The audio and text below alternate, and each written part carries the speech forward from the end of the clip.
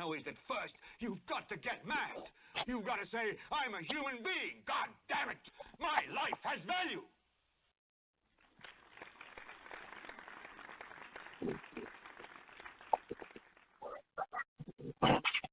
Yo. Yes. Friday. In Black America Radio. Your host, Rasta B. November 4th. And this is the pre-election show. We're going to be talking about basically the whole campaign, predictions, why we predict what we predict, and other, thought-provoking things. Guest call-in number, as always, is 646-716-4654.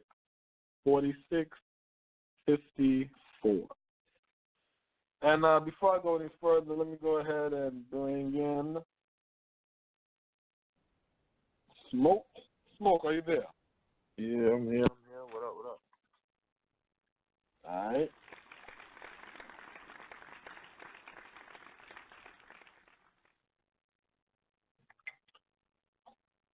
Pre-election, man. Did you vote? You did the early vote, or you waiting for the 8th? I ain't voting. No voting for me, man. No vote, but your people died for that, for your right to vote.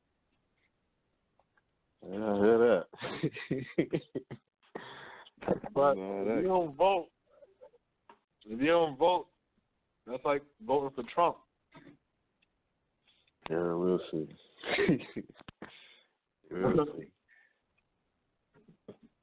So what's going on, man? It's been Friday. How your week was? Big Friday. I mean, a good week. I can't complain. I'm trying to get my computer acting right, but, other than that, everything was good, Week was just, a pretty steady week, Nothing, nothing too high, nothing too low. I'm just, sitting, pretty much just watching them stocks, trying to see what, those little plays make and, the movements. The closer you get to the election, because, that's directly affecting, the drinks we got. So I've just been paying attention to that, But, other than that, just a pretty smooth week, Okay. Yeah, me, I got a lot of good feedback on last week's show. I spoke to the homie Chicken, and he was Chick Man. Yeah, Chick Man out there. So he was talking about he appreciated the information that the brother gave about it being hard to get to that 10,000, but once you get past that 10,000, how to be easy, once you flip it and get up to that 100. Right. And the whole credit. He said he appreciated that type of information because he's a businessman. So it's like, before the show ends, I want to make sure that we do touch on that and at least give an excellent amount of number of different ways that you can get that 10,000, so people can know different ways they can do that. But right. Well, that's good to know. To get that type of feedback. That's what's up. Yeah, so that was some good information. So, I wanted to get into some information, some news, really, a story. Jimmy Henchman murder for hire conviction got overturned. Did you hear that shit? No, I heard he was fighting. You know what I'm saying? He was gonna get a new case. I didn't know it was like, something like that quick. Yeah, they said the music mogul scored a major victory in court November 1st when a court overturned his murder for a higher conviction. That was the conviction of the dude who smacked up his son, who was supposed to be tied to to the G Unit. Yeah, I forget the dude's name. And, I think Lottie Mack. Yeah, Lottie Mack. Right, exactly. Yeah, this shit was like September 09 and shit. But yeah, so that was from that murder. You know what I'm saying? Pretty much. You know what I'm saying? So that shit got overturned. So they said the second U.S. and that's why, again, it's important for you to take your shit to trial instead of taking those pleas. Because when you take that shit to trial, you can do your appeals and you can get shit thrown out in appellate courts and different shit. It's going to take you some years, but guess what? They're not mandatory years. But if you take that plea, that's mandatory years. You have no appeals. You can't do nothing.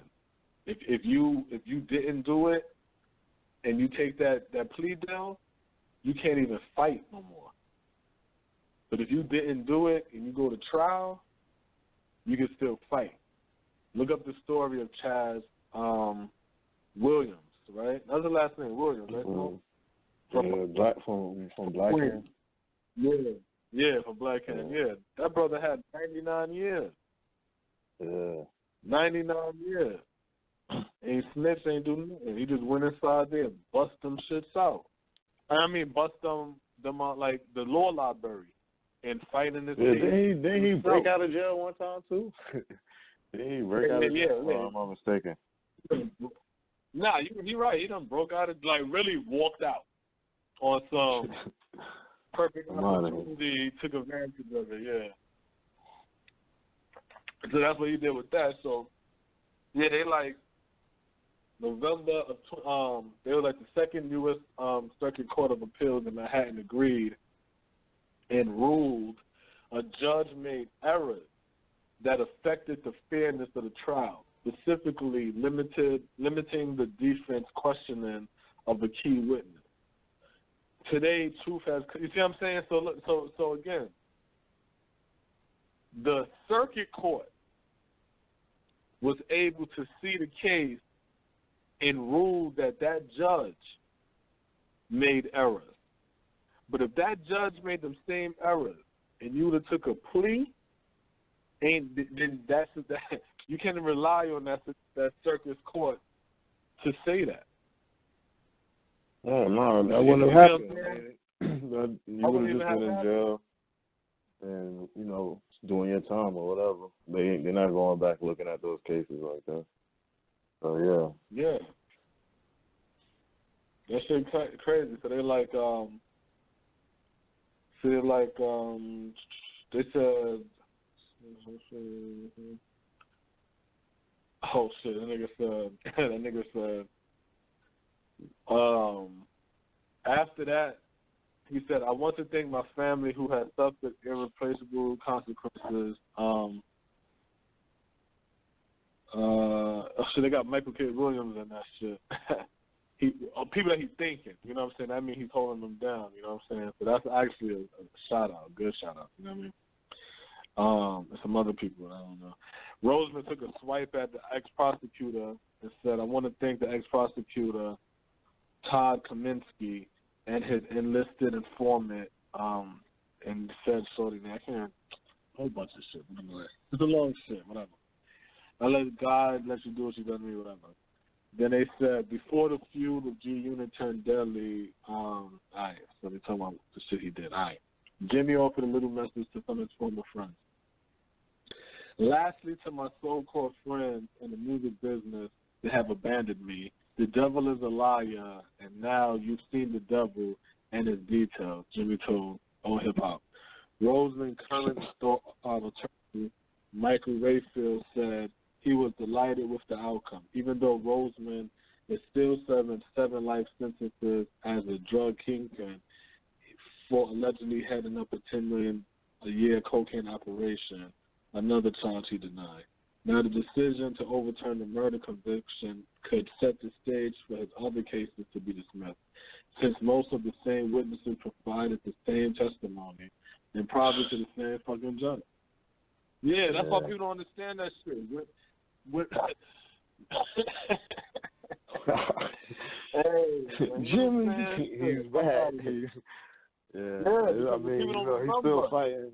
He's still fighting, but that sounds good. Said in the beginning that sounds real good. Case. Yeah, but he said in the beginning it was a weak case in the beginning. In the beginning, if you remember the case was weak. That shit was now weak. It was basically hearsay, motherfucker. You know what I'm saying? That's it, hearsay. If they want to lock you up, they going. You know what I'm saying? Sometimes it take that extra fight. And in his case, you know what I'm saying, he had the resources or whatever to keep going. So, you know what I'm saying? That's a good thing for Jimmy Henchman. I just saw 50 Cent saying, like, yo, is nobody left to rat on or something. He like, Jimmy, nobody left to rat on. Like, is nobody left to rat on? Recently? Yeah, I saw it on, I guess he tweeted it or some shit. No, man. 50 Cent. That nigga petty. That's how you can tell he ain't grow up with no father in his life. You know what I'm saying? Because that is a petty ass. He got a lot of women about. You know what I mean? But let me talk about another story, though. Walter Scott killed by the South Carolina police. See that trial going on in your state, right? Yeah, Walter Scott. In Charleston. That was the brother who got shot or whatever in the back. I don't know. I ain't really been following it. I didn't see anything about it, to be honest and shit.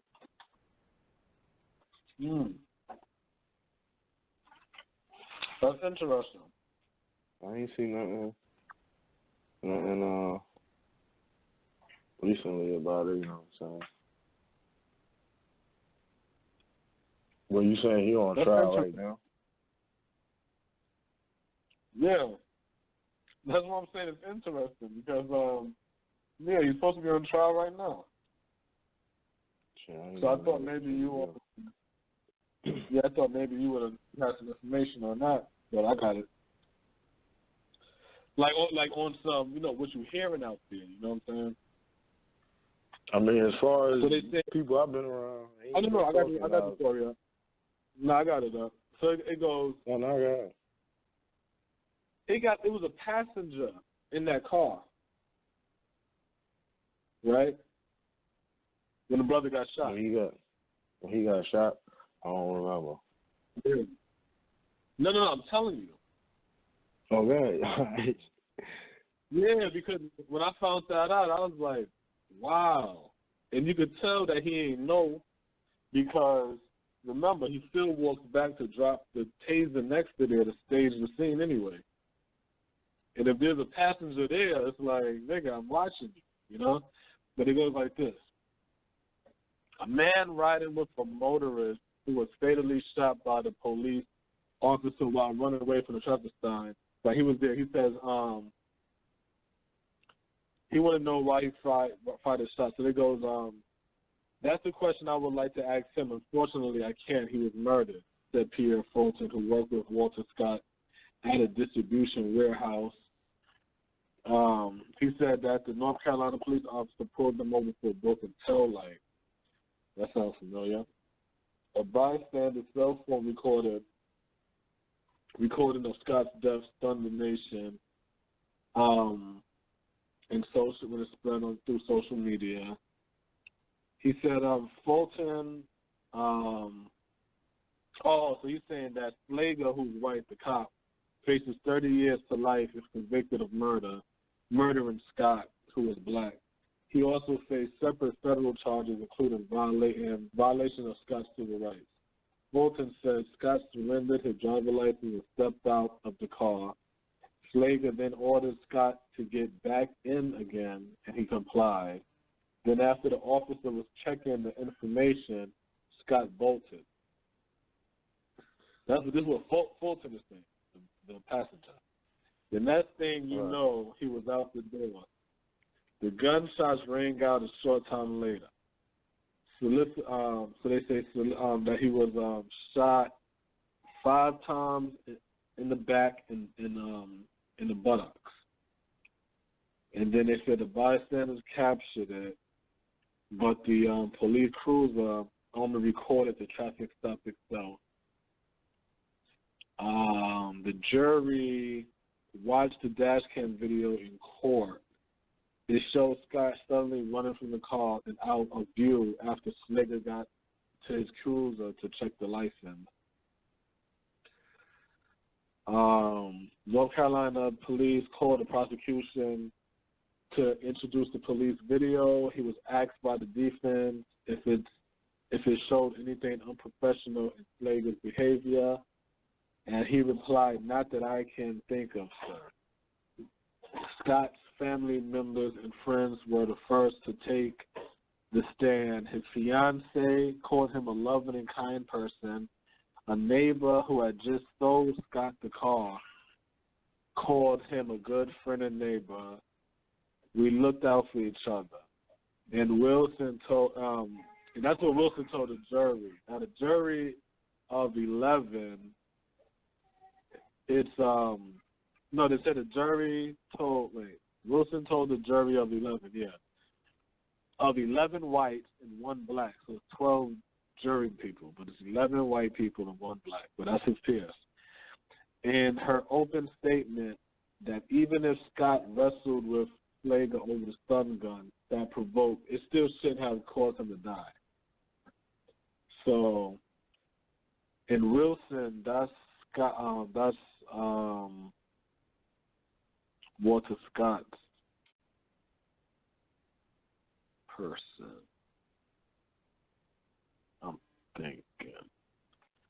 I'm trying to see what's up. But all in all, the case is going on, so pay attention to that stuff. Let's just go straight into the election stuff. We can't do the news. I can't do the news and stuff like that. I'm messing up. So let's get straight into the election shit. Okay, ding, ding, ding. Hillary, Trump. So who you think gonna win?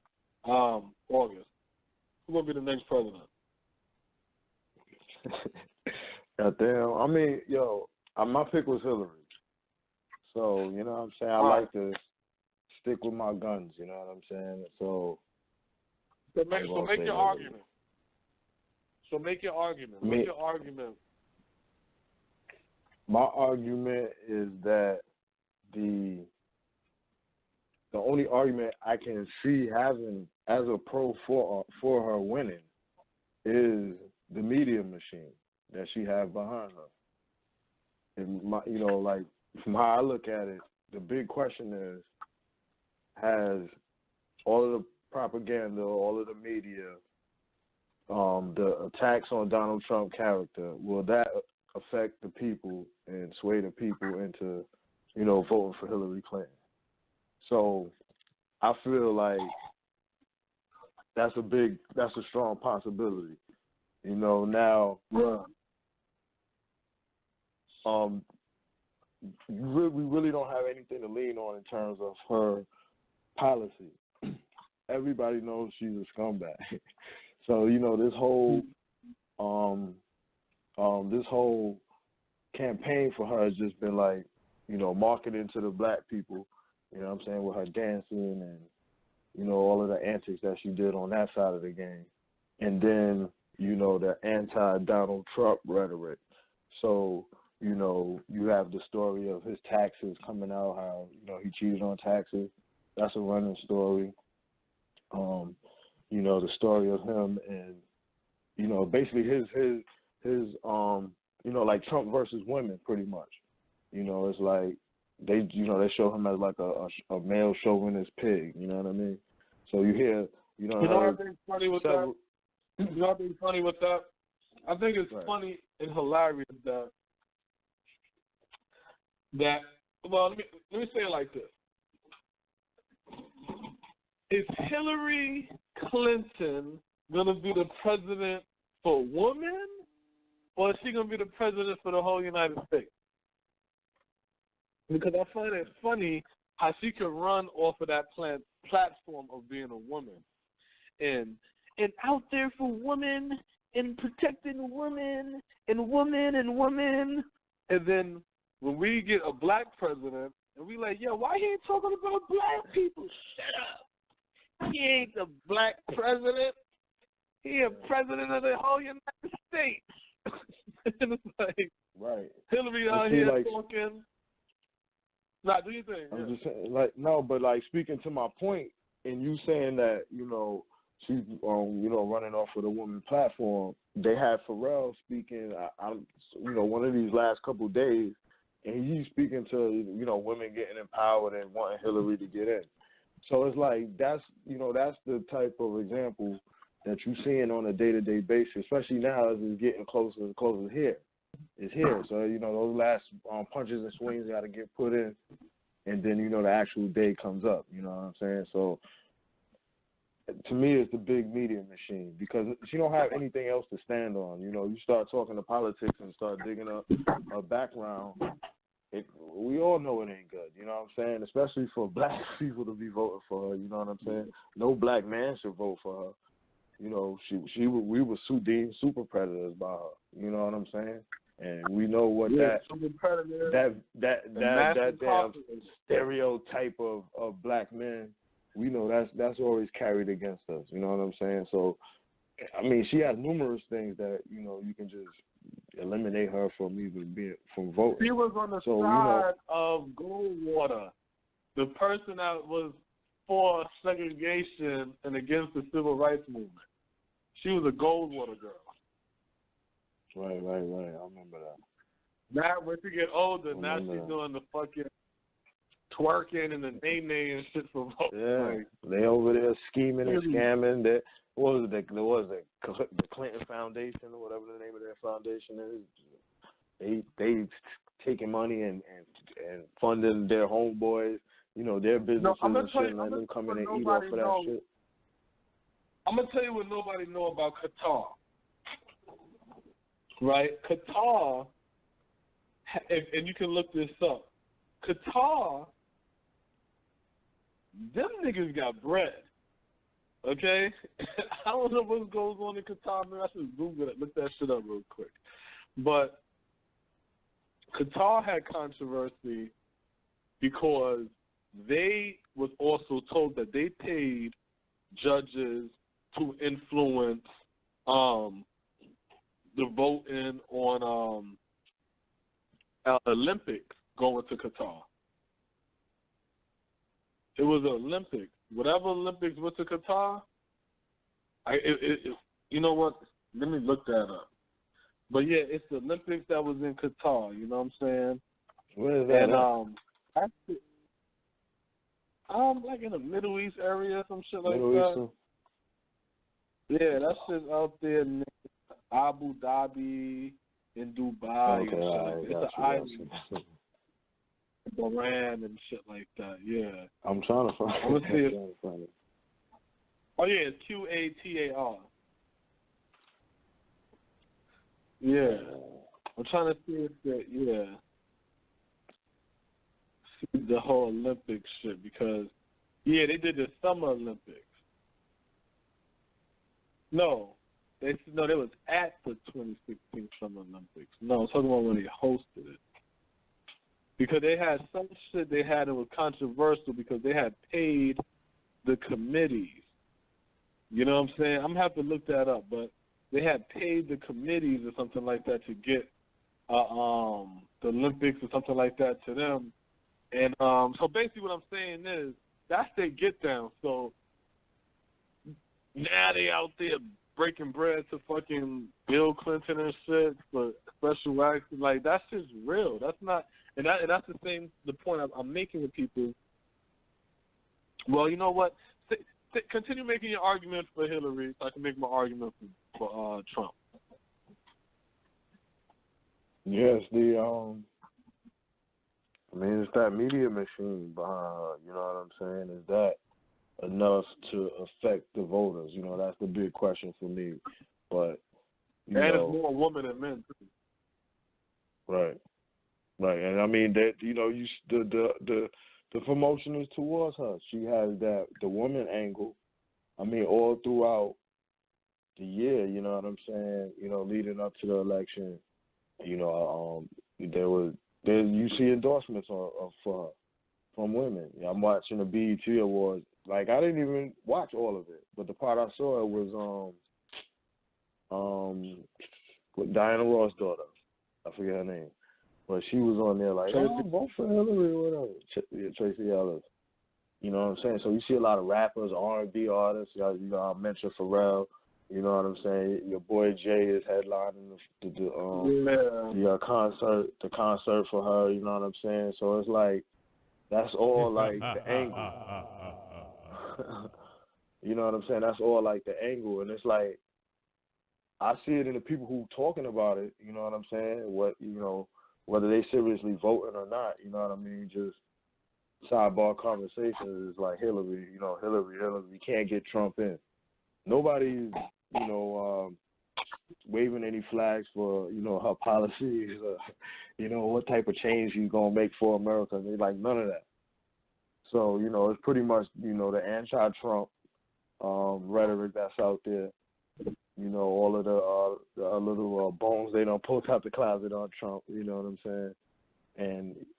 And the promotion to the black people. You know what I'm saying? Especially women. Mm-hmm. And so like, you remember when Puff and them had that what was it, Rock the Vote or something? Wait, I know Puffy was doing it. I don't know if it was just his joint. You know what I'm saying? It's like, for me, as far as I can see, like, I can remember that, and it's like, from then, it been like a consistent, through like musicians that the message is pushed through them to vote. So like during this, to get the people to vote. So now you see it this time around. You got Pharrell and all of them, having this message for Hillary, but it's really it's not in that they standing on saying that this is what Hillary's going to bring. When did they start doing this? When did they start doing that? You talking about recently, like with Hillary, like now? I would say they started that in 2000, right? That whole rap to vote. Right. Yeah, I don't quite remember what year it is, but it was a while back. Yeah, I want to say it was like closer 2000. to my early voting chances. You know what I'm saying? So, no, that's what I'm saying. Yeah, that was 2000 because I was for Bush Gore, and that was the first time for the rap to vote thing. And then when Barack came in, that's when they did it again hard. And boom, and that's when niggas start making songs and shit. You know what I'm saying? Yeah.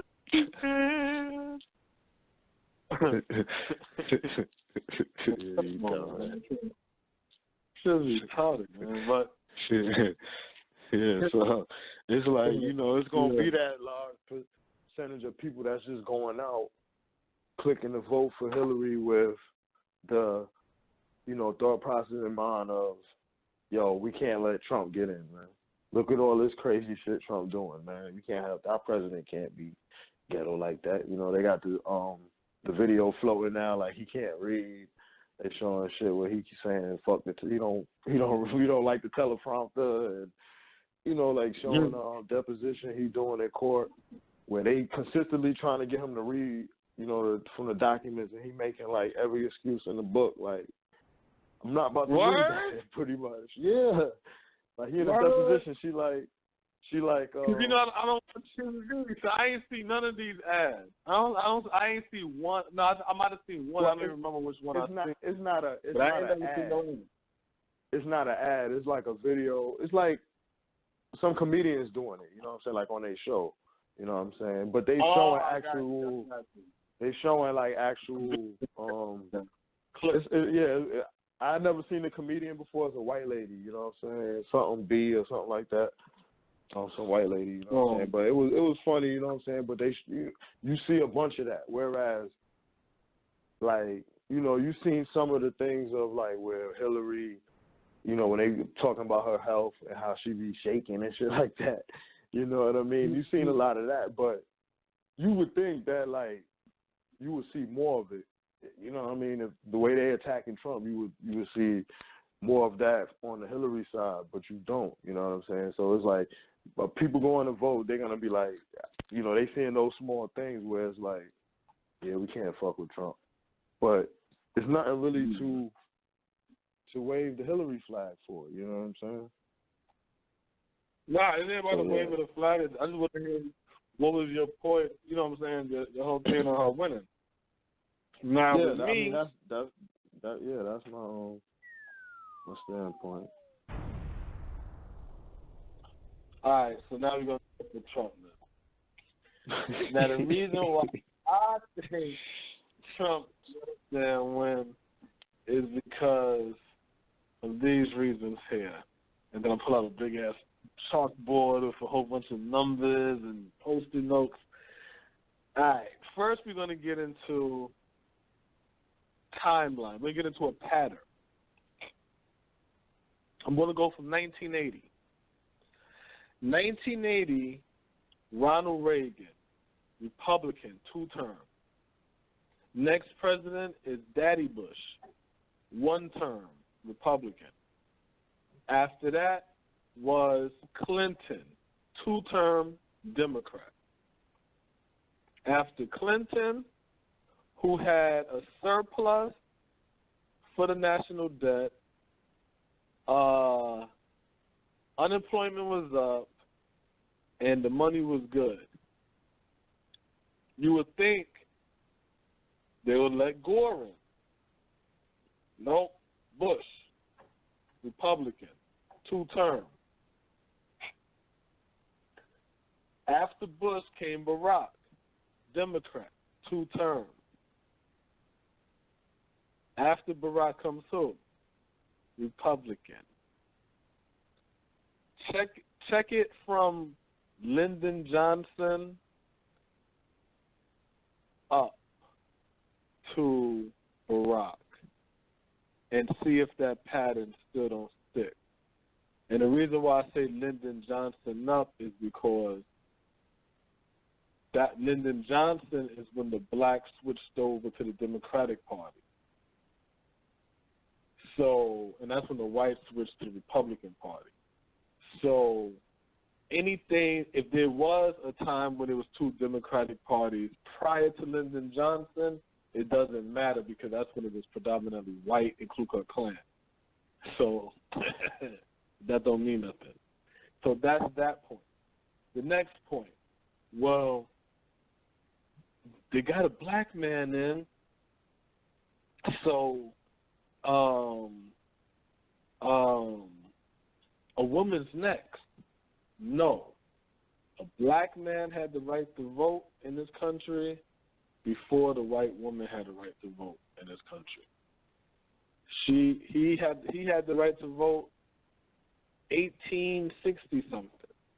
And she had the right to vote. She had a fight for the right to vote in the 1900s. So that don't mean nothing. The next reason, when you have Senate seats, when you have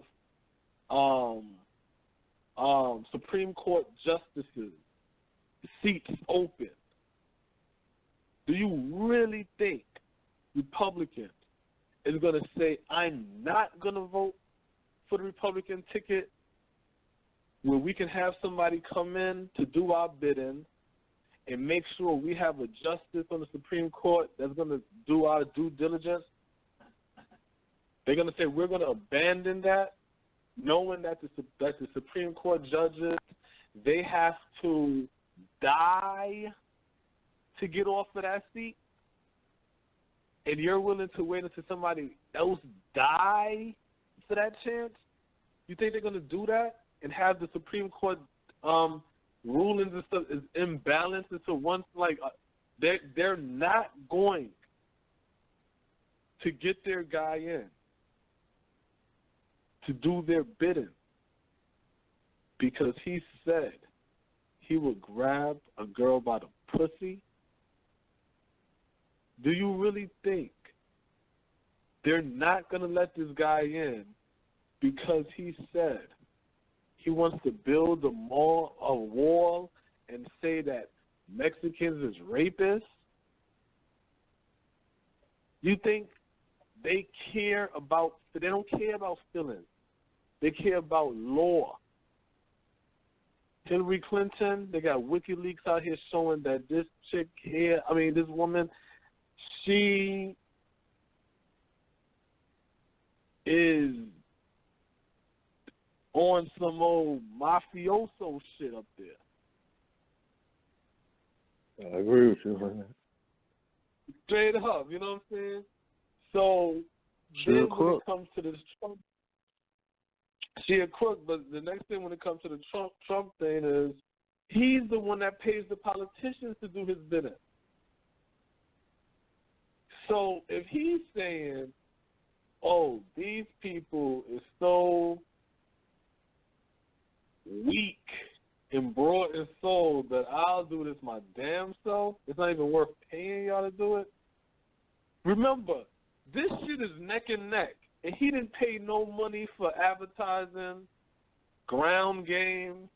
He's winning in states where he got 0 ground game and she got 32 on the floor or some shit. You know what I'm saying? Or 300 or something. I don't see no stickers with Hillary. Every time they talk about people seeing yard signs supporting Trump, then you got to look at the Brexit. The Brexit was the polls versus the people. Brexit was the polls saying Britain wanted to be in the EU. The people said no. The polls said yes. The voting showed no. The Letterman card, that's the polls. The judges at the ring, that's the people. Manny Pacquiao versus Timothy Bradley, first fight. The Letterman card saying Pacquiao winning. The polls saying Pacquiao's losing. Letterman shows win. The polls show lose. Everybody get upset. This is going to be the same situation here. Even when it came to Bernie Sanders, the same way. Bernie Sanders was the reason why he had so much steam and momentum is because the polls kept saying what? Hillary got it. Hillary got it. Hillary going to win Wisconsin, and Hillary going to win that. Then Bernie Sanders ended up winning it. The polls. So I agree with you, Smoke, about the media, because the media definitely got her back and trying to push her to the forefront because they did it with her with Bernie Sanders. Cause see, like, and when they did it with her with Bernie Sanders, she lost. Just to pause you for a second, but like when you hear the average person talking about politics or anything, they're not referring to any of the things that you just mentioned about being negative about Clinton. They're not talking about that. It's all the simple shit. You know what I mean? Like nothing to do with politics issues that, you know what I mean, that they talking about with Trump. Like just going back to him not being able to read. Him, you know, for lack of a better word, molesting the women, grabbing this, talking about the little girl, and you know, things like that. You know what I'm saying? It's like it really don't have nothing to do with politics. So it's like they paint an image that he is not fit to be the president. So you have to vote Hillary. That's almost the vibe of what you're seeing when you watch TV, or you know, just all the mediums. When it comes in, it's like, hey, Trump I'm gonna tell you how ill it is. I'm gonna tell you how ill it is. This shit is so ill. Nobody even remembers how this fucking election shit works no more. That's how ill it is. We didn't hear shit about policies, right? We didn't see nobody Hillary didn't get interviewed independently by a reporter in 20 days. You see what I'm saying? She just been ducking. Nobody even peeping that shit. She's literally ducking. How you ducking and trying to win. Like, you're trying to sneak in the White House. Like, that's why I be feeling like I'm wrong and shit. It's like, you know, the ego part of me is like, man, you said Hillary in the beginning, you know what I'm saying? So it's like, you know, that's who I want to see win in that sense of it, you know what I'm saying? But it's like, it's the small things that when you really start thinking about it, it's like, man, I could see her falling, you know what I'm saying, in a couple of days. Yeah. I'm not even speaking on, because like I said, I don't care who wins. You know what I'm saying? At the end of the day, we all got to do what we got to do with like people. Yeah, but it's not gonna make a difference. I know, I'm speaking on how I see America and how I've always seen America. So while everybody else talking about America that being sold to them, hey, this is what it really is, I'm telling you the America I knew since a kid. You know what I'm saying? I'm telling you, this little young snot nose, never been shit, always seen them doing fucked up shit. Or every time you see America, they into some bullshit. Now America get older, get a little money, a little flyer, and now everybody like, no, America cool, America. And I'm like, all right, y'all keep fucking with America if you want. I ain't fucking with that nigga. You know what I'm saying? I know he ain't shit. You're going to get y'all all caught up in some shit. Watch what I say. That's America. And that's how everybody else is. They sit there and they listen and they're like, oh, Trump, and he's saying grab her by the pussy, and this chick is getting money for fucking foreign nations to take peeks underneath America dress. Like, you want to see a pussy? Give me $1 million. $1 million. Qatar, you know, Qatar gave her money. You know what I'm saying? I was just seeing that going through and shit. So yeah, like she got so many dealings, all type of underworld dealings and shit like that. Man. That's man, I might be wrong. But let me tell you, the reason why nobody gives a fuck when they talk all that shit, oh, and Trump ain't paid taxes, and Trump ain't do this, Trump was not a fucking politician. Trump wasn't a politician. You know what I'm saying? Trump is he's not following the y'all fucking ethical oath. He ain't following that shit. If I'm sitting over here right now, and that's like me right now, sitting over here and I'm smoking my herb and shit like that on a blog talk, and then I get a gig as a correspondent on CNN or some shit, and somebody like, well, what was you doing? I ain't following. I wasn't following your shit. You can't sit there and say what I'm doing at home, not thinking about this opportunity and living my life.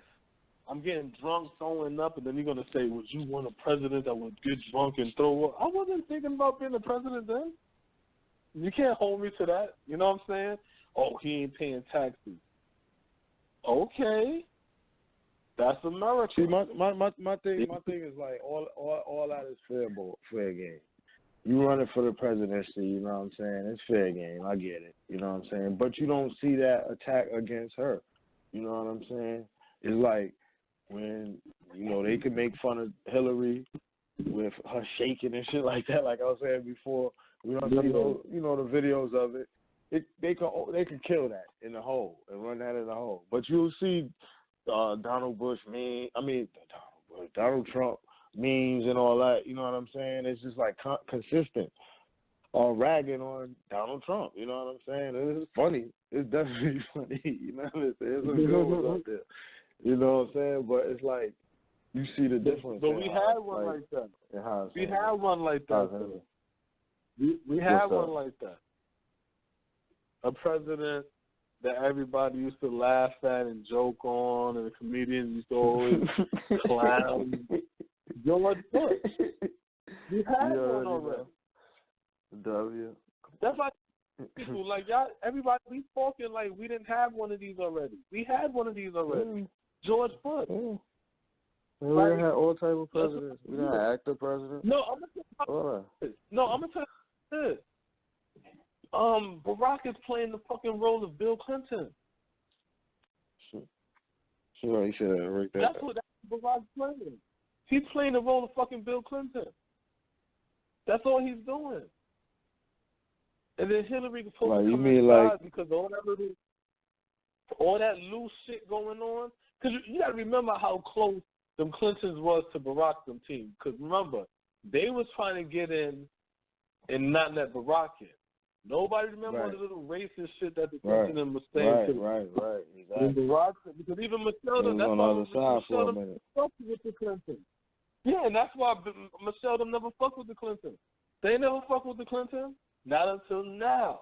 And that's why even in the news they said, oh, Michelle Obama just start, warming up to Hillary is a good thing and just in time and all kind of shit like that because they wasn't fucking with each other. They didn't forget that. But now what happened is they stayed in there. That whole TPP shit, that shit is no different than that Napster shit. So that shit gonna have everything good and floating good on this fake imaginary ride. And what happens is you let Hillary comes in and she keeps it inflated for a longer time. You see what I'm saying? And we could just keep this bubble flowing. But if the Republicans get them in, they're going to be like, goddamn, doing all this bullshit inside here. What the fuck is this? Oh, hell no. They got this shit rigged like that. And then that's when the bubble pops. Then the economy go down. And then everybody be like, oh, the Republicans fucked it up. You know what I'm saying? And shit like that. You know what I'm saying? And that's how that shit works. You know what I'm saying? Everybody talking about, oh, Bush caused the recession. He didn't cause the recession. The bubble was created by Clinton. Yeah. That's why they wanted Gordon so bad. That's why Gordon fight. Remember, that's why Gordon didn't fight. Remember that? When Bush won, and Gordon was like, all right, well, I concede. You got it. And everybody's like, oh, why you ain't fight for it? He's like, nigga, people didn't know that happened. Look, that was a good point. Jim Carrey, right? Jim Carrey the same way. He going against fucking Bush, and I can see now he on the sailboat. Them niggas know what the fuck is back there. And they like, oh hell, I ain't cleaning that shit. That's like right now, y'all, it's a bunch of roommates that sit inside of a house. A nigga get drunk and shits on the floor. Motherfuckers wake up, they like, oh, hell no, I ain't cleaning that shit, Y'all gotta clean that shit up. And somebody else like, oh, man. Then until somebody come in and be like, fuck it, I'll do it. Good shit. That's what that shit was. That's how this shit is. It's a fuck up economy. We're going to see how it is. The shit's inflated. That whole stock market shit is inflated. So what I would advise black people to do is cool your money and hold that shit on the sideline. Because when Trump get in, that market going to fall, and then that's when you go inside there. You get you your Ford stocks, because that shit going to get cheap. You get you all them nice cheap stocks, real cheap, in the dollar range. All the shit that's in the teens going to drop down to the dollars because that market going to crash. And that's how you do that shit. You know what I'm saying? And then when you put your money inside there, and then you keep your money inside there, keep living your life regular, keep your money in there, and as the economy build up again, then your money going to build up, and you'll be where you at in the economy. It already happened, so I know it's going to work. But, you know what I'm saying? But that's how that shit going to be. But that's how why I say this whole Trump shit, he's going to win. Because, and then the silent vote. The silent vote, that's the one with the white people that's like, we're the undecided voters 2 days into the election. We're still undecided. No, they're not. They're voting for Trump. They just don't want you to know. So they don't want to say it. You see what I'm saying? Because they don't want to be ridiculed or demonized. So they'll just keep that shit to themselves. Because really, your vote is supposed to be a secret. You see what I'm saying? Your vote is a secret. They're not supposed to be running around the fuck asking you who the fuck you voting for. None of your goddamn business. The congressman said to the fucking congressman. They said, so are you going to vote for Donald Trump? He said, well, first of all, the vote is a sacred thing between him and the ballot. the person in the ballot is not to be shared. I was they ain't supposed to be asking you that shit, man. That's voter intimidation. That's against the fucking law. That's voter intimidation. Because you will be intimidated if a motherfucker like, excuse me, black man, smoking in the name? Yeah, can you come in for a second? You plan on voting for Barack? And you're like, damn, I wasn't, but as a black man, you got me on camera. And then all these black people looking at you like, yeah, brother, you voted for Barack. And then he's like, hey, yeah, Barack family. And then you go in there and click the one else. You can say what you want. When you actually vote, it's in privacy. So, and that's the thing. It's like you have people saying whatever. It's like, but you know, when you go behind that curtain, it's like you don't know who a motherfucker's gonna pick. You know what I'm saying? You know what I'm saying?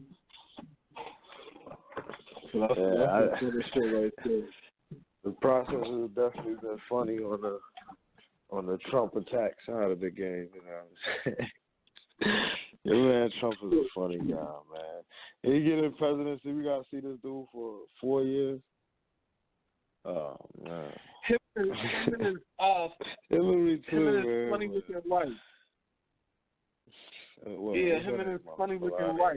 You know what I'm saying? Yeah, that's a funny looking white girl, boy. She's like a goddamn lizard, like a gecko or something.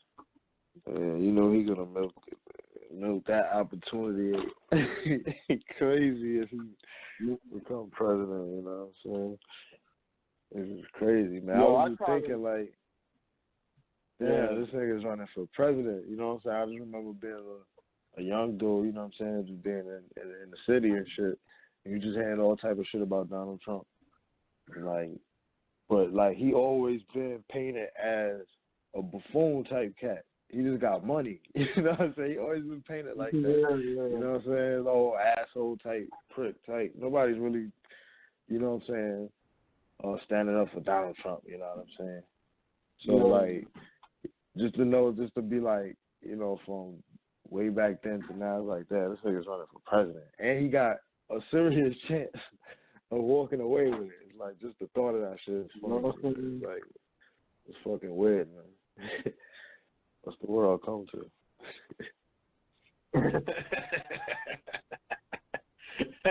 I guess they don't like that hope and change that they have for these 8 years. You know what I mean?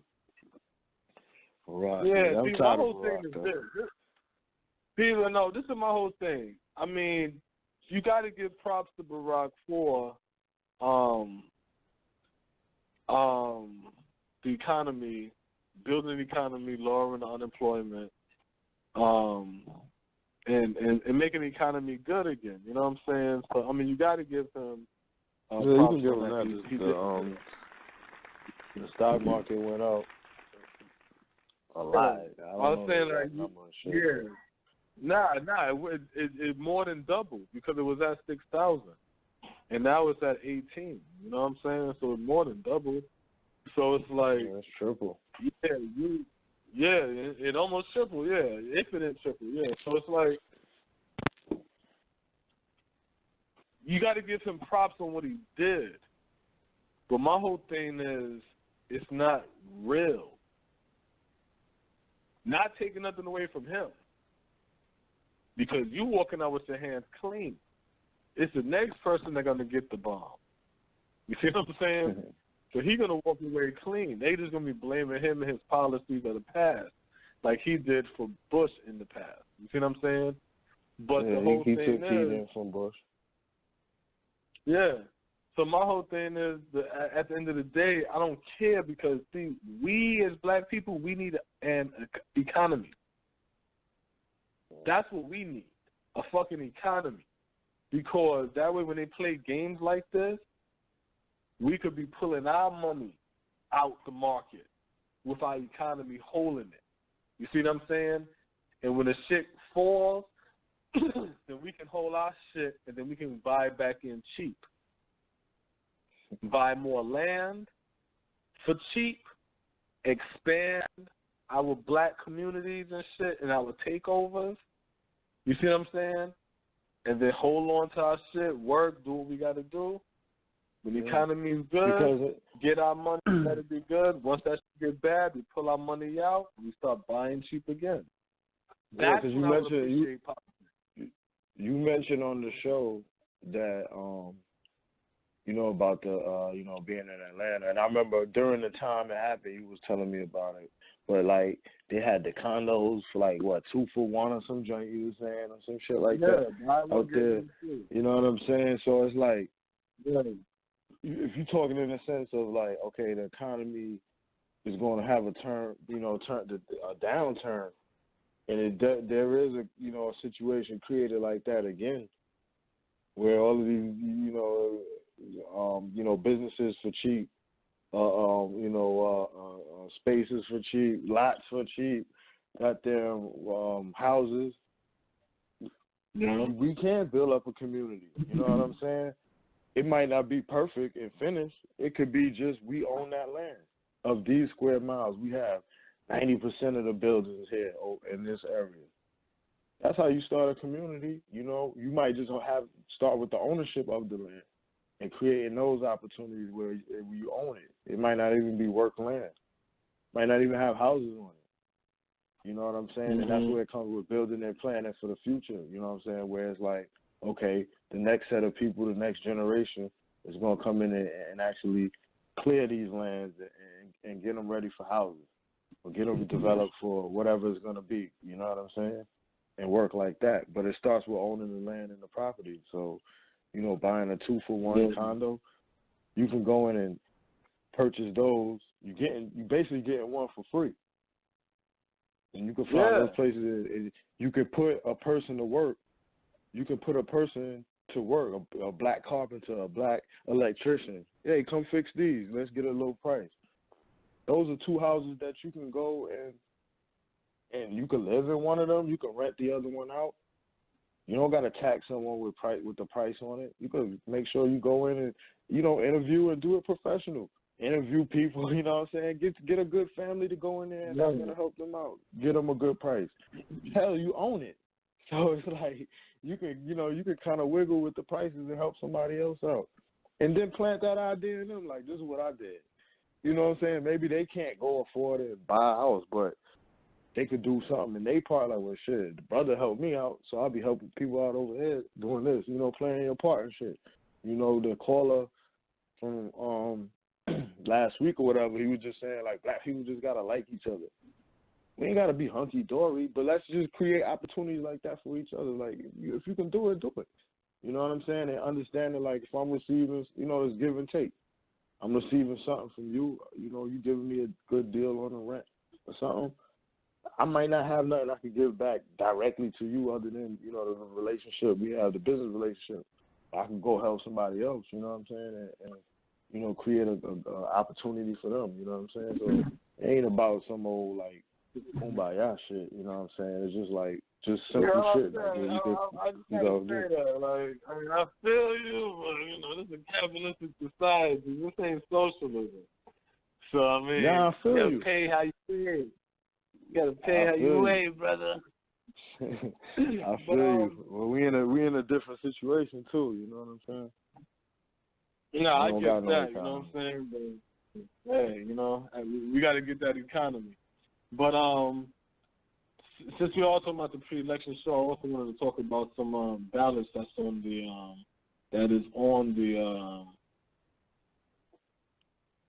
on the list. I guess is what I'm trying to say. They got 9. The topics is marijuana, minimum wage, health care, and gun laws. They got 9 marijuana topics on the ballot, 5 minimum wage, 5 health care, and 4 gun laws. So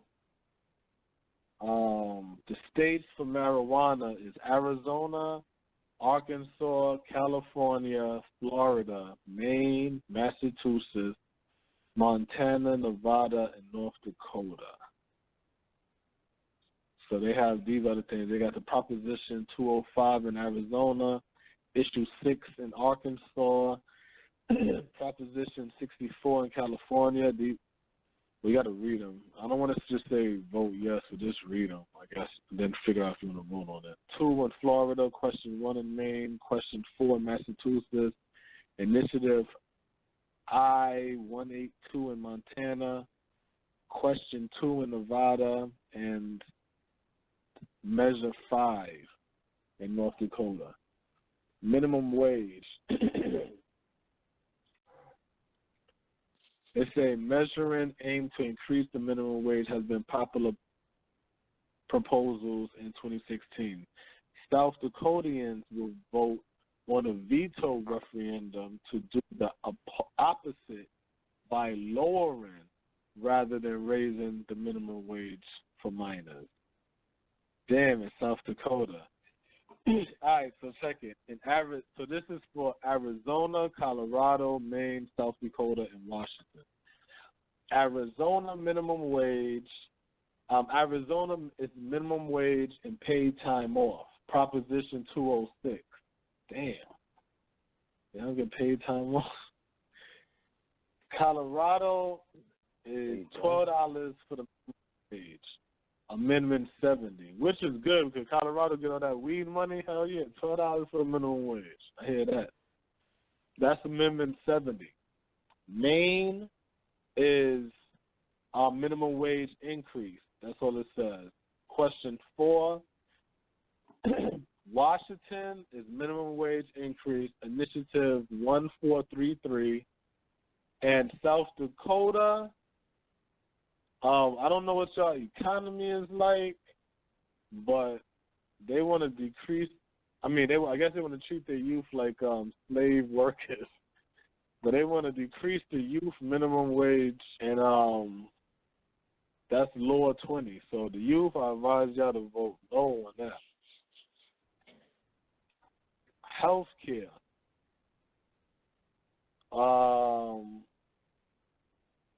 Okay, we'll see. California, Colorado, Nevada, and Washington. California, Proposition 52, continue hospital fee revenue dedicated to Medicare, Medi-Cal unless voters approve changes. That's Proposition 52. And then they got Proposition 61, California drug price. Then you got Colorado. Colorado creation of Colorado Care System, Amendment 69. So instead of Obamacare, they got Colorado Care, where the state covers everybody, it sounds like. So I assume y'all should vote yes on Amendment 69. Nevada, medical equipment sales, tax exemption. Question 4. I definitely think I should vote yes on that. If it's going to be a tax exemption, I'd give y'all some more bread. Washington taxation of standalone dental plans.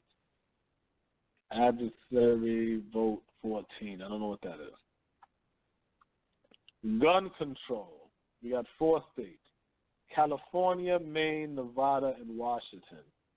California, Proposition 63. Background checks for ammunition purchases and large capacity ammunition magazine ban. Yes, vote for yes for that, California. Because I think you should have background checks.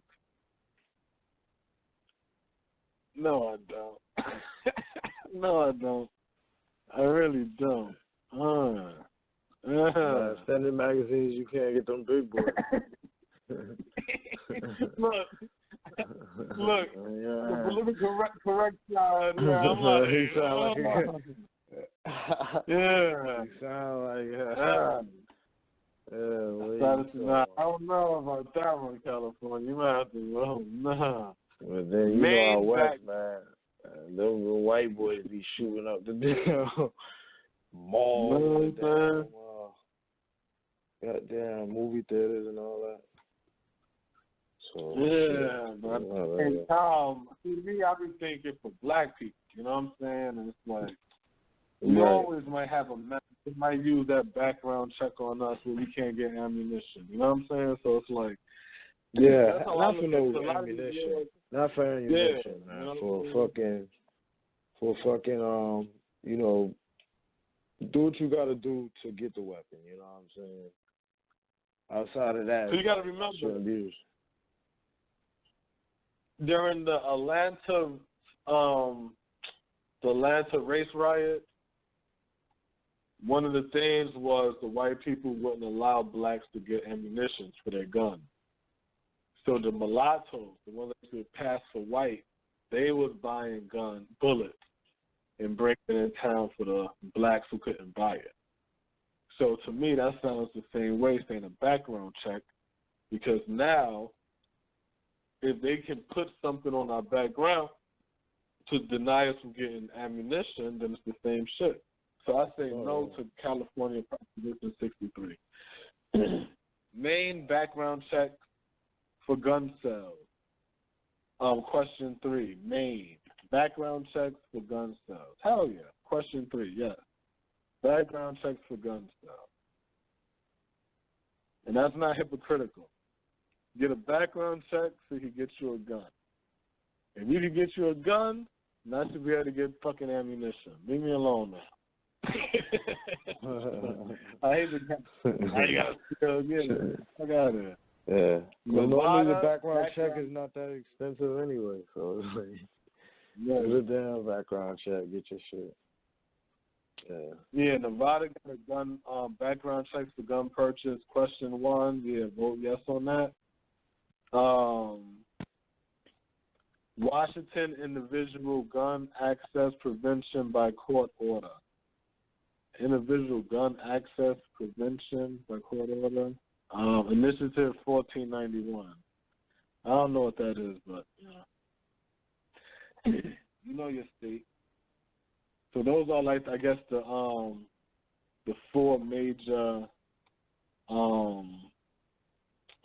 topics on the ballot. You know what I'm saying? So I just wanted to put that out there for people. You know what I'm saying? So they know, you know, like what's out there. You know what I'm saying? Like just don't. Oh, I'm voting for the president, and I'm not going to look at nothing else. You know what I'm saying? Look at the stuff that at the below ballot, the down ballot, that is going to impact local laws. You know what I'm saying? Some local laws in your community, like guns and marijuana and things of that nature. So I think that's some good information right there. So, you know we're going to do the show live for the 8th then. Yeah, I'm ready. I got to work tomorrow, so you already know. So. I mean, I got to work that next day, but the next day. Yeah, you know, I get it, you know. Yeah, I took 3 days off. I said I knew Trump was gonna win. I took my 3 days off. I said because I didn't want to see none of them sad faces. I said I didn't want to see none of them sad faces come Wednesday the night. I want to come back Monday where all the smoke done cleared, and I can walk inside Monday, and then it's like everybody can assume everybody knows. Everybody went through their shock and awe. That's how I'm doing it. But yeah, they said it's gonna be a slim chance. I got a list of some states that I'm gonna be checking off that they say that Trump needs to win. So if he starts doing good in like Florida, Georgia, Florida, Georgia, Iowa. You got the map? Huh? Do I got you a got map? the map? Yeah. I mean the map of no. Oh, okay. Oh, hell no. I don't never have the United States map in my house. I have it on no, I mean, pull the on your wall. Refer to the map on your wall. Yeah, that's they got Nevada. They got like 5 battleground states where it's like, you know, it could go either way. That was Florida, North Carolina, look like New Mexico and Nevada. And I'm thinking that's Maine up there. They don't have the names up there. It's got the map. Yeah. But it's looking like Maine or whatever. So that's 5 states right there that, you know, he possibly got a chance in. And they were saying that they're looking at Georgia, Utah, what's that? Michigan, maybe. No. Iowa. Because what I got over here is Florida, Georgia, Iowa, Arizona, Utah, Nevada, North Carolina, Maine, Wisconsin, and Nebraska. And then the question mark is like, these are the ones, if he could get, like, those are supposed to be on lock. And the ones he's supposed to be, like, questionable, if you get, it's supposed to be New Mexico, Virginia, Pennsylvania. And these could be wrong, because I don't know if I just end up just saying, F it, let me just write down the states that they stay in, like I have a good idea. Yeah, because see, like basically, like, a lot New of Hampshire, states is like, the first set of states you named on the map that, you know, that CNN got posted up is either a battleground state or a lean Republican. So, like the ones you was talking about with Trump. And then with Clinton, those states is either, you know, a solid, meaning like she got that on lock or got the state on lock or whatever, or the state normally votes Democrats, you know, saying, you know, giving her, you know, the advantage or whatever. So yeah, pretty much, you know, and you know how it is. They're gonna draw up the drama with those battleground states. You know what I'm saying? So it's like, you know, you said they're gonna slap. What you mean? No, I mean, like, they're probably going to be bringing those votes in last, you know what I'm saying, like, on the TV. I don't know how that works.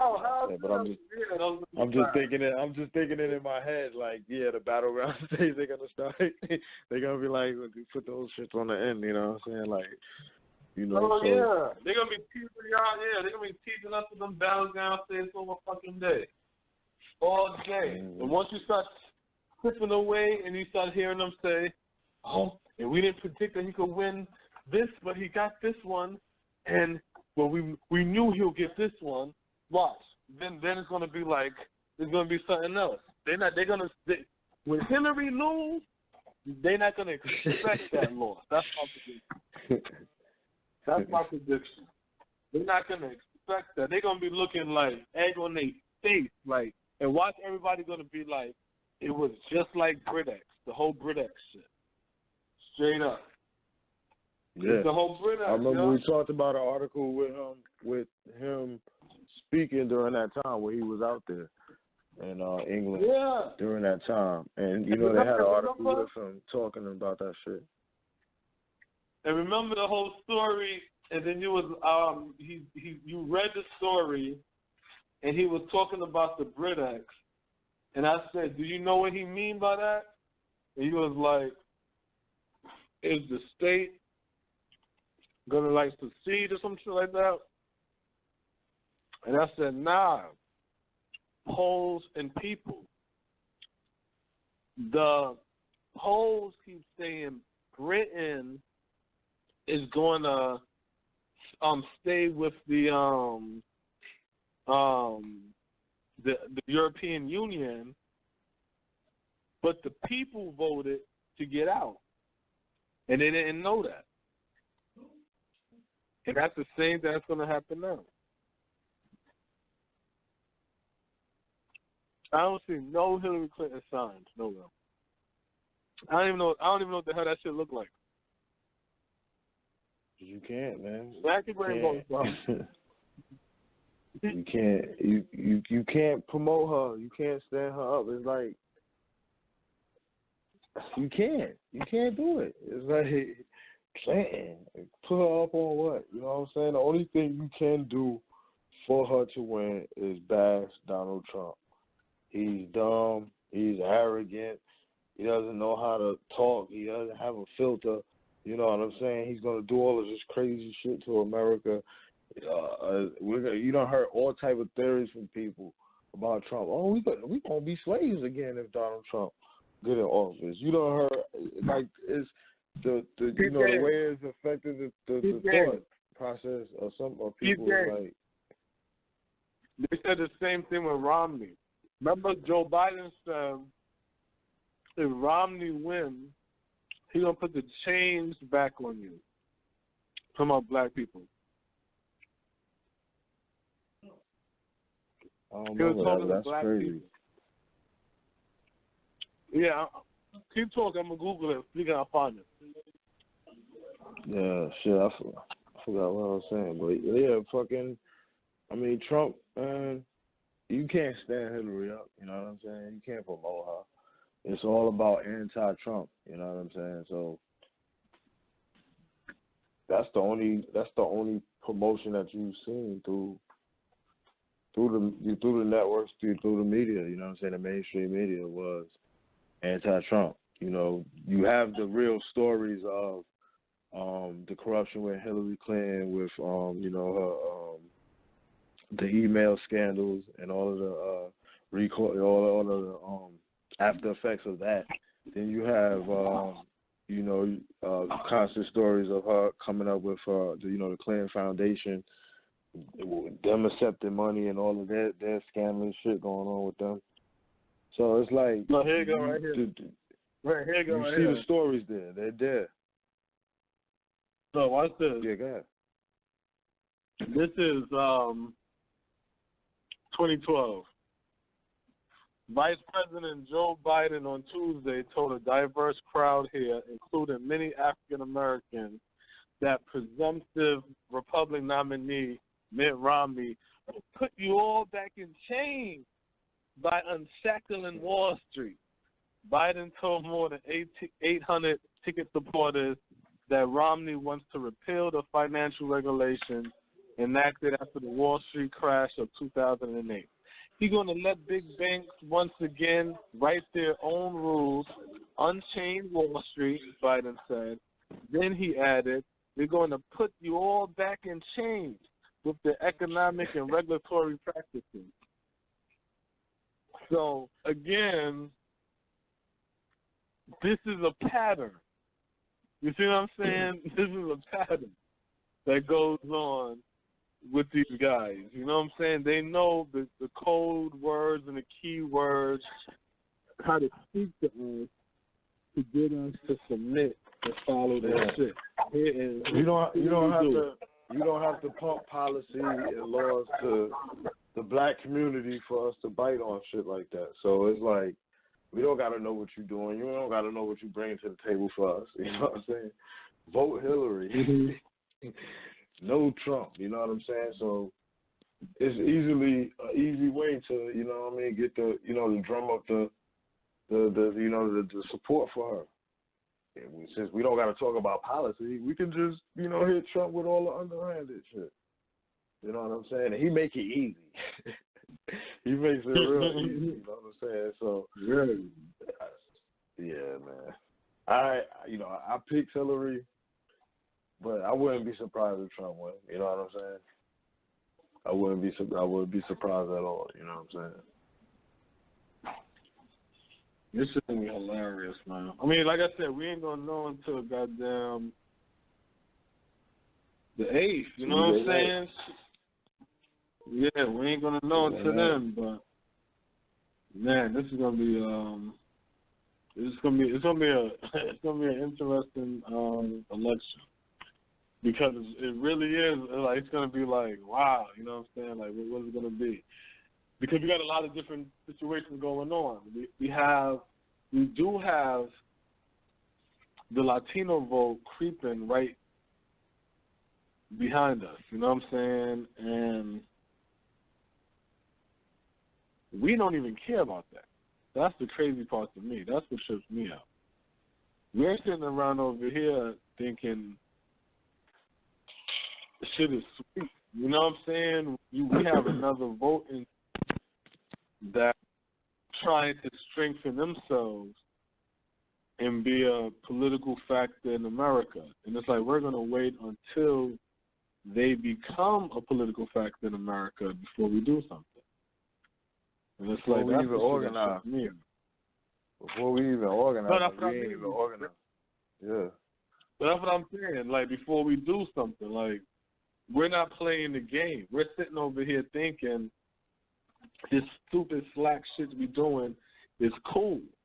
And it's not cool. You know what I'm saying? Because ultimately, once the white man take you off his nipple, then what? Then you're going to start over? You're going to start from the beginning? Well, everybody done used and abused you and made money off you? And then when they throw your ass away and they start walking to find out another way to get money, then you're going to start to get your shit together? It's like, come on, man. The Latinos, they already got a block. And this is my other part of the prediction. If Hillary wins, this whole black consciousness thing going to fall again, and you're going to see black women go back to permanent hairs and all that shit again. Then, and we're going to go back to sleep. Wow. If Trump wins, the black power stuff is going to stay strong. The natural hair is going to stay strong. And hopefully we'll still be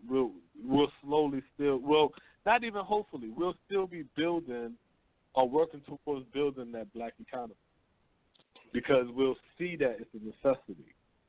But I feel like if a Hillary win, not going to seem like it's a necessity.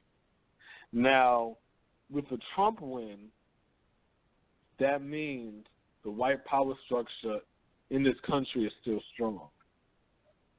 And that will give black people at least 4 more years to get our shit together so we can be a political force, an economic force.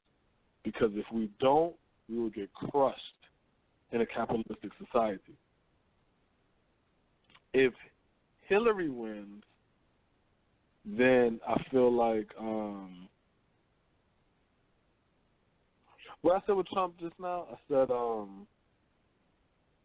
if Trump won, you said if Hillary win, we have. If Trump win, you know what I'm saying, we can, continue the Black Power movement and like have more time to get our shit together. I think that's what you said. Oh yeah, we got shit together.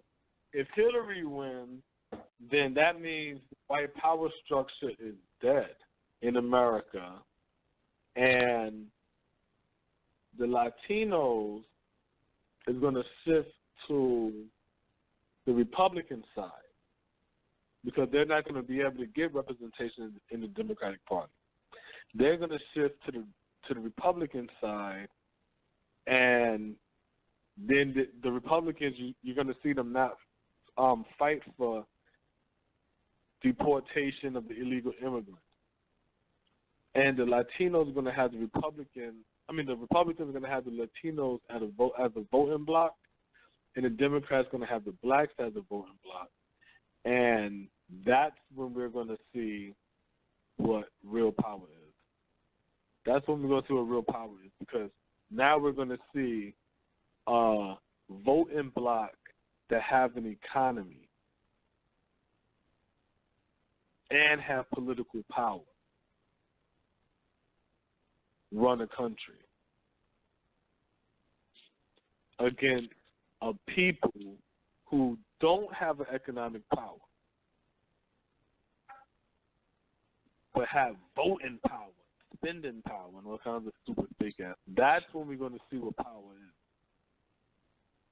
So that's my other predictions for that shit, for either side winning. Because the Latinos and the blacks are not going to be in no fucking Democratic side. That's not how it's going to work. The Latinos is going to go. They're already Republican, a lot of the Latinos. So they're already fuck with the Republicans. They just don't fuck with the immigration policy. And once they get their immigration policy in order, then they're going to go to the Republican, and the Republicans are going to have a strong Latino base. So if the Latinos is increasing their goddamn numbers, then that means they're going to have a large voting block, meaning whatever them Latinos want for your black ass, they're going to be your new masters because they're going to have an economy and a strong voting block. That means we're going to have to go back to fight for affirmative action and all of that shit because we didn't make a deal with the Latinos for affirmative action, with the Asians, with the East Indians. Nobody else we made a deal with for affirmative action. We made that deal with the white man. That's who we did that deal with. Nobody else signed on for that. It's crazy. Straight up. Nobody else signed on for that.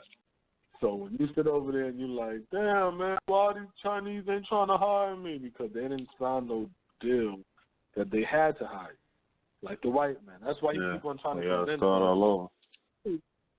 Yeah, we have to start all over again. We don't even see it because we so busy being led. That's it. We being led instead of leading ourselves. So we're going to allow people now to tell us our situation, tell us how we live in, tell us how we should vote, tell us what's power, tell us what's crime, tell us what's culture, tell us all this shit instead of us coming, tell us our name, and just get led and led and led. That shit's crazy. We got to be in a situation where we know what the hell we got to do. What is it that we got to do? We got to build an economy. How do you build the economy? First, manage the money in your house. First, do that. The ones with talent, stop building up on your talent. The one with bread, stop buying up properties. And as we're all building ourselves up and buying properties and opening up business and stores and supporting each other, then we're cultivating an economy. We're keeping that money within. We're donating money to our public schools that at the very least our children go to. So those schools are funded by the public and by the government. So whatever funding that it comes in from the government, the public also cuts checks. The business community in there cuts checks to make sure that school have proper this and proper that. The students don't have to be out there asking for money in the streets from cars. They can be practicing because the business community checks. You know what I'm saying? Them kids who got good grades and high GPAs and shit, the business community is cutting checks to make sure that they're getting scholarships and having a scholarship to go to a college and all kind of shit like that. Because if the business community does that, then we're going to have intelligent children and intelligent generations come up who are going to be a part of our businesses or to create new business. Yeah. It's investment. It's all investment. But we need an economy. You gotta want to do that. You know what I'm saying?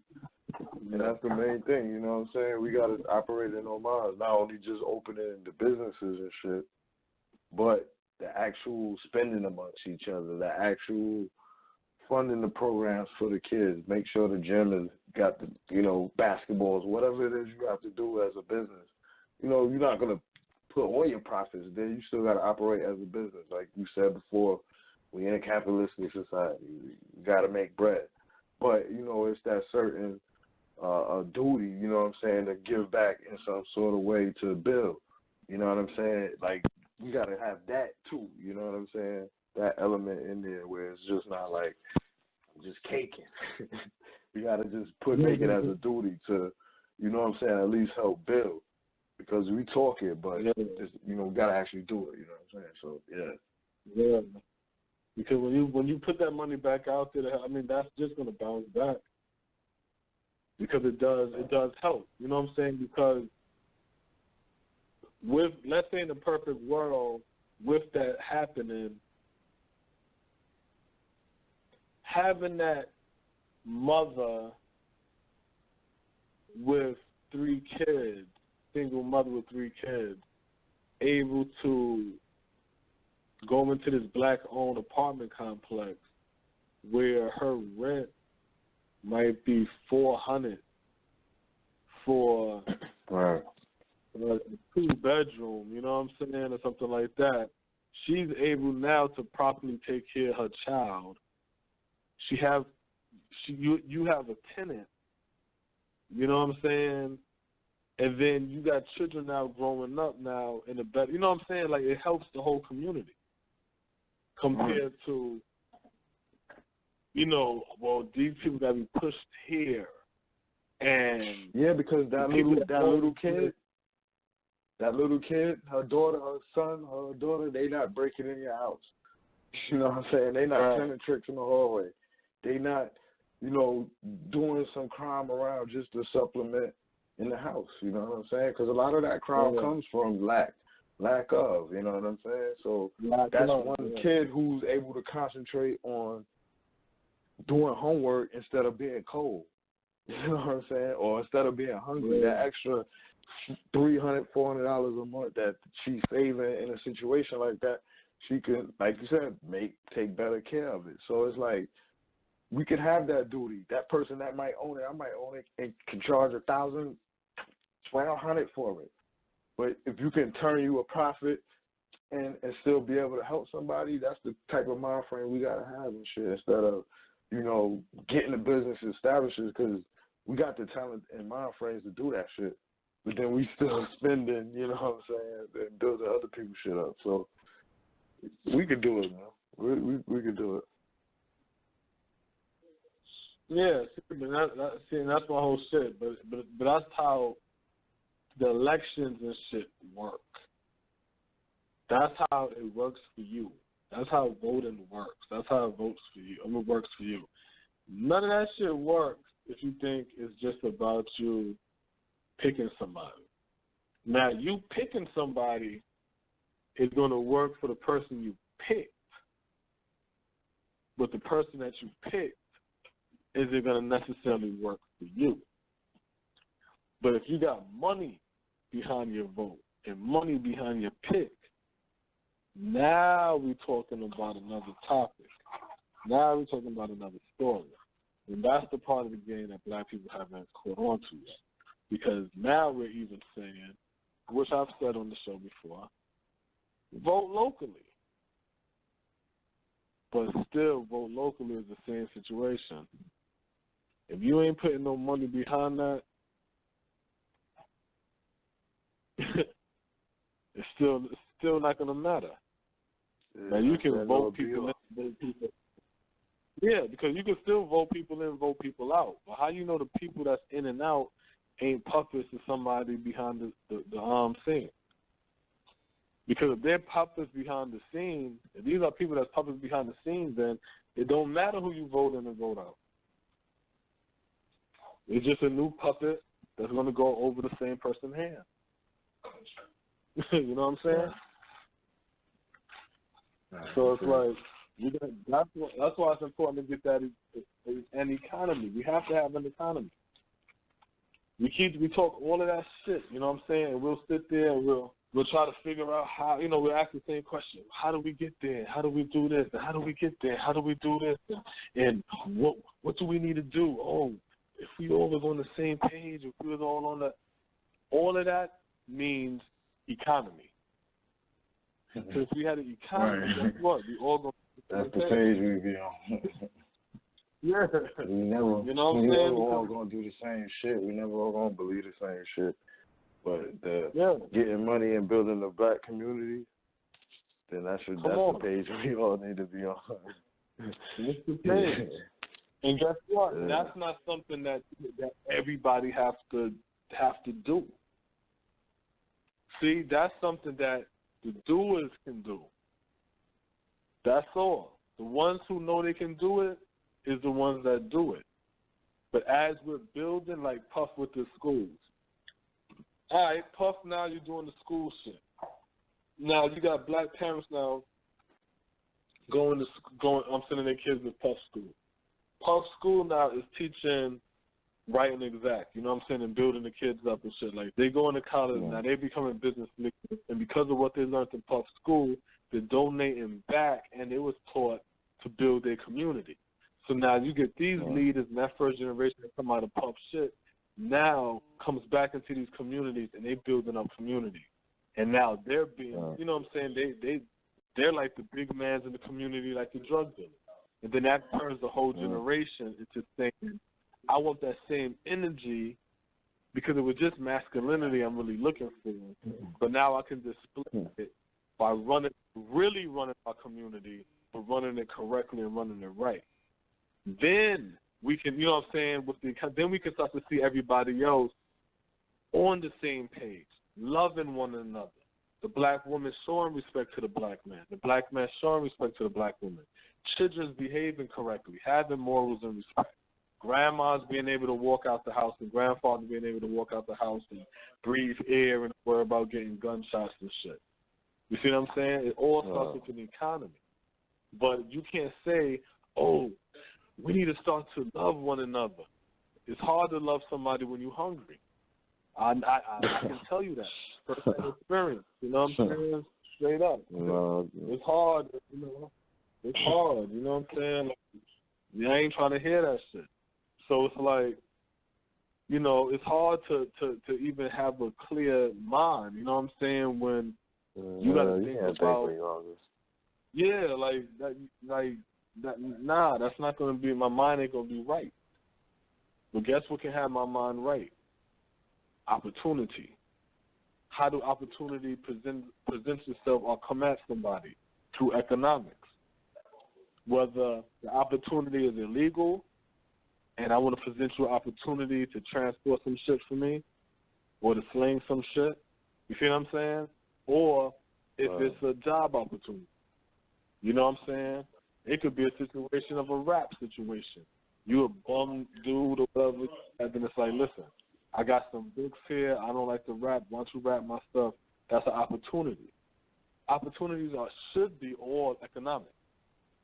You know what I'm saying? It should all be economic opportunities.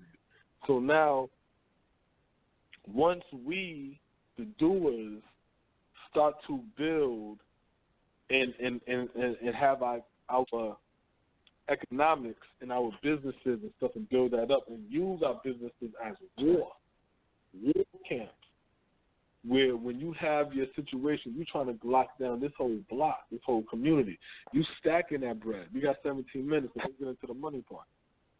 You stack your bread. You got situations where you might be working in corporate America. If you're a corporate America worker, you can get money from your 401k. It'll take you about 3 years to work that shit off. But you already been working there for 5 years, 10 years, 20 years. You know what I'm saying? What's another 3? So you could snatch 10 out that. And if you're not maxed out on your 401k, you're a fool. You're a fool. You leave the money on the table. You take all that money. Don't leave no money on the table. They matching. So if they matching dollar for dollar, you don't stop at 3%. You go all the way to the max. That way you get all their dollars on top of your dollars. You see what I'm saying? So if it's 6 plus 6, that's 12. Instead of you taking 3 on day 3, that's 6. That's crazy. So get all their money.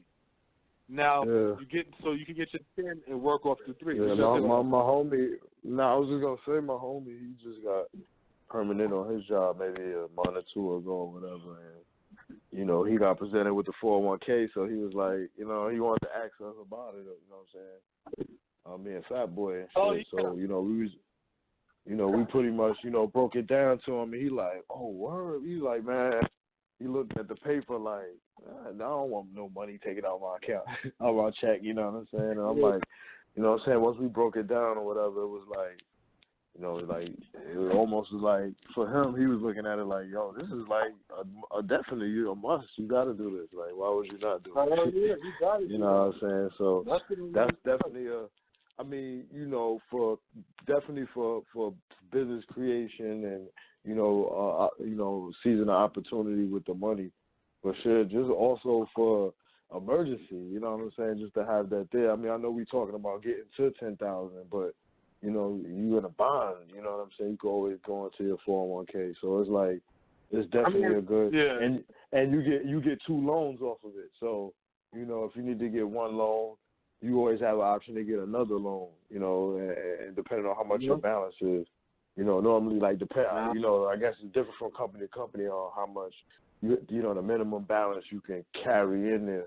Like, you won't be able to get a loan below, you know, that takes your balance below a certain amount. You know what I'm saying? But you get the two loans that you can do it at any given time. So if you leave at least 1 loan free, you always know that, you know, you can always have that money readily available if an opportunity arises. You know, that you see where you can turn that money, you go always dig into it. And the process, you know, for me, I would work for 2 big companies that, you know, had the 401k, you know what I'm saying? And process usually like a couple days, you know what I'm saying, from, you know, going on the internet and making your request to when it's actually in your account. That's straight into your bank account. If you have a direct deposit, you know what I'm saying, that's like a day or 2. However long a direct deposit takes. You know what I'm saying? So it's a fairly quick process. It's a quick process to have access to your money. So it's definitely an option. That money being taken out and you won't even realize, especially if you do it from the first time you get a check. You know what I'm saying? If you have that option to do it from the very beginning, you're not even going to know. Behind it. Your check will be lower. It will be smaller. So you know what I'm saying? If you're somebody that live above your means, then that might be a shocker for you. And if you're just taking the money out to bullshit with, you're taking the money out to go on a trip or to get fly, then I wouldn't advise that because you're going to be having a short check for a long time. But if you're getting that money because you want to flip that money, then I'll advise you to do that because when you get that flip, then you can pay that shit back.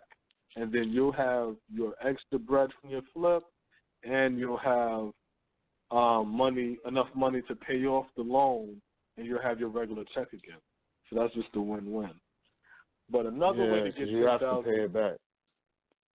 You got to pay that motherfucker back. And you could stretch it out just before you start that.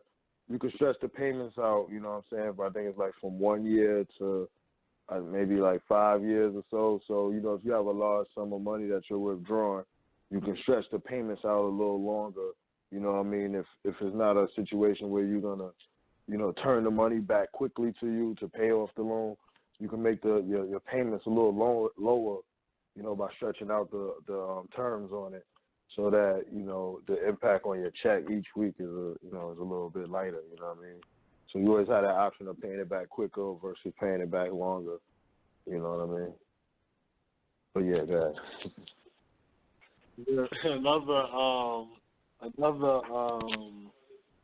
Another way is your tax return.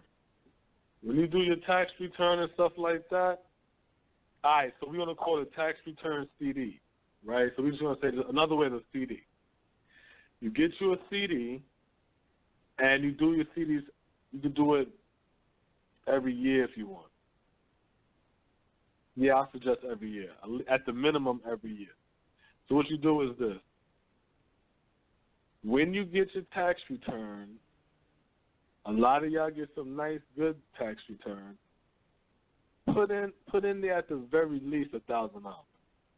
You know what I'm saying? If you could put 2, put 2, 3, whatever. The more the merrier. Put that inside your CD, and then as you work, put $100 a check and let that go inside your CD. You know what I'm saying? And then what happened is that's $2,400 a year going inside your CD. So it might take you, let's say 3 years, you know what I'm saying? Let's say 2 years, really. Yeah, $200 a month, yeah, but it'll take you a couple of years, you know what I'm saying, before you'll be able to get that $10,000. It'll take you, let's say 2-3 years. You see what I'm saying? So it's like, serious, you know what I'm saying? So how much? Yeah. 200? Is it 200 a month? No, I'm saying when you do your tax return, right? Oh, okay. And let's say you at the very least, at the very least you take 1,000 out at the very least, you know. But the more the merrier. But at the very least, if you put 1,000 out, boom, that's 1,000. And then if you take 100 out of your check and let that go inside your CD, and if you can't put 100, put $50 a check. It's going to take a little longer, but it don't matter. It's stacking. It's all about patience. And when you do that, next thing you know, your money accumulates. You're going to have $10,000 in at least 3 years. Let's say if you do it with $100, and that's $2,400 plus the $1,000 you putting in for your tax return. That's $3,000. You know what I'm saying? That's $3,000 and some change. That's $3,500 almost. So, but in 3 years, you know what I'm saying, you damn sure gonna have $10,000. So I think that's another way to get $10,000. You know what I'm saying? Another way to get $10,000, penny stocks. You know what I'm saying? Straight up penny stocks. You know what I'm saying? And then if you're a penny stock, you put your good 1,000, 2,000 inside there. Depending on how small it is, you might be able to put $600 inside there and fuck around and come out there with $20,000, $30,000, $40,000, $50,000. Those are smooth, easy ways. You know what I'm saying? That's practical, everyday shit. Yeah. Yeah, you can definitely. Go ahead. It's definitely about just taking your time and researching the information. See, like what it is, you know, you might be able to do all three of those options. You know what I'm saying? Have some money invested in stocks. Maybe 1 year you take your tax returns and you do that. You know what I'm saying? And start learning investing. You know, next year you can do the CDs. You know what I'm saying? The savings from your check. You know, you could do direct deposit. You know what I'm saying? To like I do. I have the Capital One online account. I just do like $25 to that. Now I use it for gas. So that's like kind of like my gas card, you know what I'm saying? But in the sense of, I don't. To me, it's just like all online. You know, I don't have no bank that I could go to for it or anything like that. In a sense, it's like I just got it for you know that for the gas to use my gas. So instead of using it for gas, just use it for like a savings or something. You can get a card for it. You know what I'm saying? But I have the options of getting the money is just transferring it online. You know what I'm saying? And it takes a couple of days. So for me, it's like I'll usually like, well, I'll wait. I won't do this or that. I'm able to keep the money in there longer. You know what I'm saying? Versus, you know, being able to go to the bank. You know what I'm saying? And shit like that. You know what I mean? Or use the debit card at the ATM machine, you know what I'm saying? So just find ways if you gotta hide money for yourself or whatever, you know, just do whatever you can. That's why I say a CD. Because to me a CD you can't take that money out. So, without a penalty. That money in the CD, that's good. Yeah, that's without that penalty. Yeah. So that's why I just say get it. I know, and I will have to check it again, but you know, because on that same Capital One account, they had the Share Builder account where they had a Share Builder CD, and you know you could start it with like $25 and continuously add to it, like every. You know, I think it was like every month or so. You can set the terms low where you can keep adding to it. So I don't know if they still have that. So that's a good option to look into too. Like, because I know a lot of banks, you know, their minimum might be $1,000 to start a CD or something like that. And you might not have that. You know what I'm saying? You know what I'm saying? You know what I'm saying? You might not have all that money at one time or whatever. So, you know, that's it. But you know. There's always the options of if you got a credit union, if you got a credit union, lower $50. Lower credit unions. Right. Yeah. So definitely check out your credit unions, check out your local banks and shit. You know what I'm saying, and find ways to you know to save that money up. because like that brother was saying, he made a good point. If you could turn that 10, you could turn that 10 into 100, and then you really are able to get into at least buying one property. I was looking at the some spaces around here, like online, through the this realty company, and they got this little small houses or whatever, 29,000, 30,000, and I wasn't looking at them physically. I'm looking at the pictures, but some of them is move-in ready. Some you might have to do a little work to, and things like that. But they good investment opportunities. You know what I'm saying? Something where you could be renting out to someone. You could be living in your own place. Once you have free income, now you're able to, spend money to make money. You know what I'm saying? So it's like, that's a good opportunity, and that's one of the things that I try to look forward to doing. You know what I'm saying? Once I can raise some capital, is buying some property. You know what I mean? It's all type of land out here. Maybe I need to get an acre or two somewhere. You know what I'm saying? So those are the type of things that I think about, like, for what I'm trying to do. Once I'm able to raise some capital, and shit, if I get some land, then I can start growing something on it. I grow some collard greens. You know what I mean? I'll be bumping them things or selling them. Have a little farmer's market or something. You know what I'm saying? Yeah, you could do a little farmer's market situation. So. Yeah, you know what I'm saying? So, like, those are just, like, those ideas is something to generate. Maybe you don't work. You don't have a 401k option. So that's something you could do. Maybe you live in an area where you could plant shit. You know what I'm saying? Mm-hmm. I'm looking at one of the, like, Discovery Channel or some shit.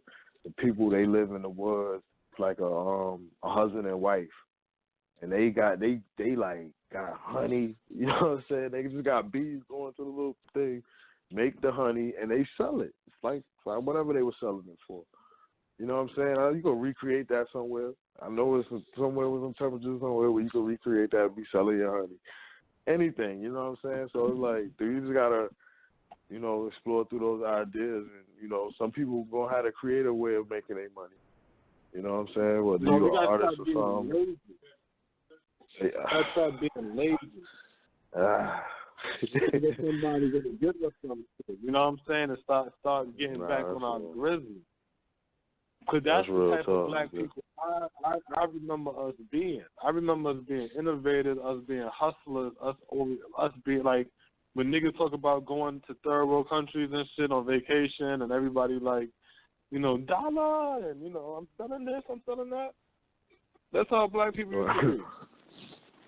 Always selling some shit, you know what I'm saying? Watches and chains and fucking radios and hookups and all kind of shit. Right. That's how it was, and it's like we lost that because we got complacent about working.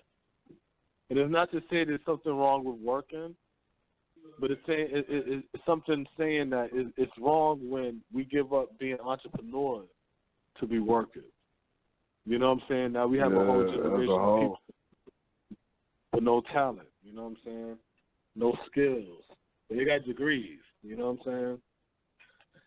So that shit's just weird. And we got to change that, because if we don't change that shit, then guess what? All they got to do is don't hire us, and we won't know how to wipe our ass. You know what I'm saying? And we can't be in that position. That's the position the white man was in when slavery was over. He didn't know how to do shit. The black people did everything. So guess what? I don't know how to do shit. So since I don't know how to do shit, what happens next? I'm gonna hate the people that knew how to do everything, because now that they don't need, I'm not ruling over them and oppressing them. They're able to do their own thing. Look, they building their homes. They getting animals. They tilled into their land. They have an economy, and we don't have shit. Let's burn their shit. Let's take their shit.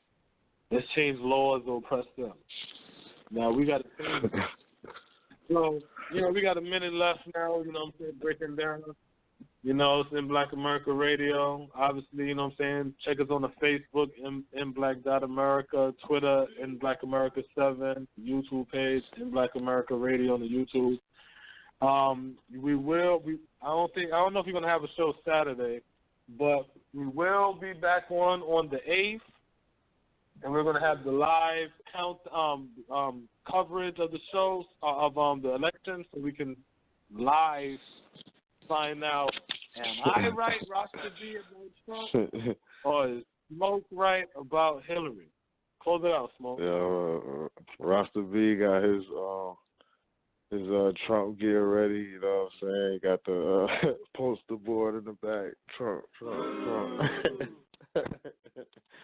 But nah, you know what I'm saying? I'm ready for the election show, you know what I'm saying? I'm in the street. Yo, All man. I know is that first, you've got to get mad.